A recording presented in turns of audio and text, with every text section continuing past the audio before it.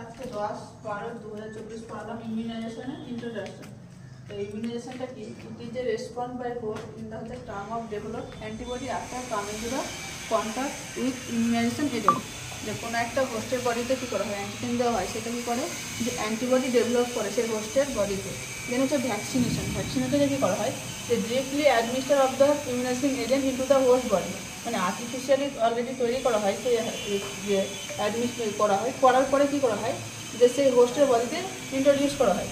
এবং ভ্যাকসিনটা কী হচ্ছে, লুইস পাস্তুরের মতে হচ্ছে যে this are the immunoglobulin agent that produce from specific disease by the administration into the host.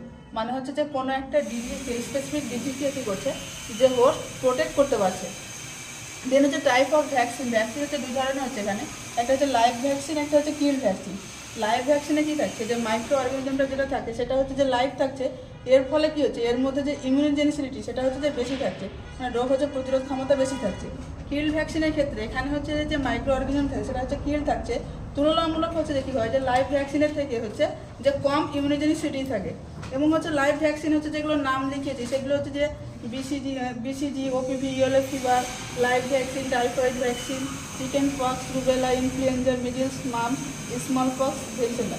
এগুলো হচ্ছে যে এক একটা স্পেসিফিক ডিজিজের বিরুদ্ধে কী করা হয় যে দেওয়া হয়। এগুলো হচ্ছে অলরেডি পড়ানো হবে পরে যে ইমিউনোজেনিসিটিতে যে এই জিনিসগুলো কিসের জন্য কোন ভ্যাকসিন দেওয়া হয়েছে।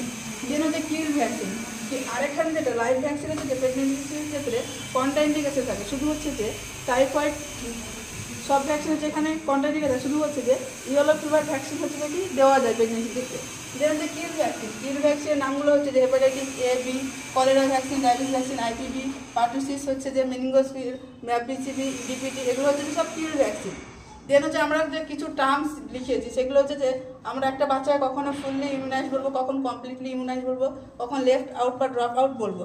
তো ফুললি ইমিউনাইজ তখনই বলবো যখন হচ্ছে একটা চাইল্ড হচ্ছে কী করবে যে আপ টু 1 ইয়ার পর্যন্ত যা ভ্যাকসিন আছে সব রিসিভ করবে, সেগুলোকে আমরা কী বলবো ফুললি ইমিউনাইজ বলবো। দেন হচ্ছে যে কমপ্লিটলি ইমিউনাইজ কখন বলবো যখন হচ্ছে একটা চাইল্ড কী করবে যে আপ টু হচ্ছে 2 ইয়ার্স পর্যন্ত যা ভ্যাকসিন থাকবে সব যখন হচ্ছে রিসিভ করবে, টেক করবে, তখনই আমরা কী বলবো কমপ্লিটলি ইমিউনাইজ বলবো। দেন হচ্ছে লেফট আউটটা হচ্ছে যে কখনোই হচ্ছে যে কোনো বাচ্চা হচ্ছে কখনোই হচ্ছে যে ভ্যাকসিন নেওয়া শুরুই করেনি, তাকে আমরা বলছি লেফট আউট। ড্রপ আউটটা বলছি যে কী হয়, এটা পার্সিয়াল ইমিউনাইজেশন বলে। কারণটা কি, ভ্যাকসিন নিতে শুরু করে বা মাঝখান থেকে কী করে ড্রপ দিয়ে দেয়, মাঝখানে আর ভ্যাকসিন নিয়ে তাদেরকে আমরা কী বলছি যে drop out vaccine, drop out বলছি। আজকের পর্যন্ত।